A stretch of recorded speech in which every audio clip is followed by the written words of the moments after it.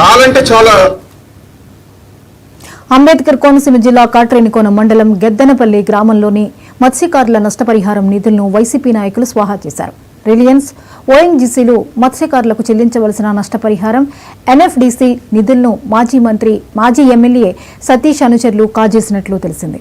5 విడతలుగా సమానంగా పంచవలసిన సొమ్మును కేవలం 2 సార్లే పంచి 3 విడతల డబ్బును పంచకుండా వేధిస్తున్నారని మాజీ ఎమ్మెల్యే అనుచరులపై గెద్దనపల్లి అగ్నికుల క్షత్రియులు మండిపడుతున్నారు.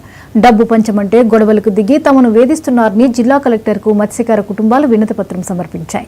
గత ప్రభుత్వ హయాంలో తమకు న్యాయం జరగలేదు, ఇప్పుడున్న ప్రభుత్వం తమకు తక్షణం నష్టపరిహారం అందజేయాలని వారు డిమాండ్ చేశారు. ఈ వ్యవహారంలో బాధితులకు అందవలసిన 80 లక్షల రూపాయలను అందజేయాలని కలెక్టరేట్ ముందు గెద్దనపల్లి రామాలయం గ్రామస్తులు ఆందోళన చేశారు. నష్టపరిహారం కొంతమంది సభ్యులకు ఇచ్చి ఉన్నారు. ఈ అమౌంట్ ప్రతి ఎంతమంది గ్రామంలో సభ్యులు ఉన్నారో అంతమంది పంచుకోవడం జరుగుతుంది.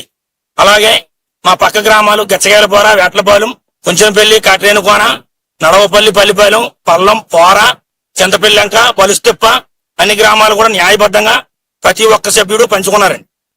తదుపరి మా గెద్దనపల్లి కూడా 150 మంది సభ్యులు 2 డబ్బాలుగా కొంత సొమ్మును పంచారండి. ఇది పెత్తనందారులు ఒక 10 మంది పెత్తనం చేసి దీన్ని ఈ సొమ్మును అపహరించారు. పంచమని అడుగుతుంటే మా మీద గొడవలు, దాడులు, ఎన్నో నానా విధాలైన గొడవలు రేపుతున్నారు. ఈ అమౌంట్ ఇప్పుడు 2 డబ్బాలుగా పంచిన అమౌంట్ అది కాగా 80 లక్షలు మిగిలి ఉందండి.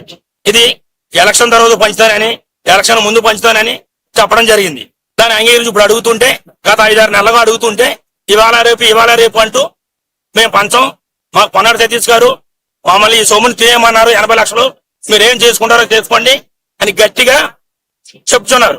ఈ డబ్బు మీకు సంబంధం లేదు, మళ్ళీ అడిగితే చంపుతా, నరుకుతా అని బెదిరిస్తూ చాలా వ్యవహారాలు చేస్తున్నారు. మా కుల నాయకుడు, మా మత్స్యకార నాయకుడైన మా నాయకురారు గొడవకు వచ్చే సిద్ధంగా ఉన్నారు. వాళ్ళకి ఏమీ తెలియని వాళ్ళ మీద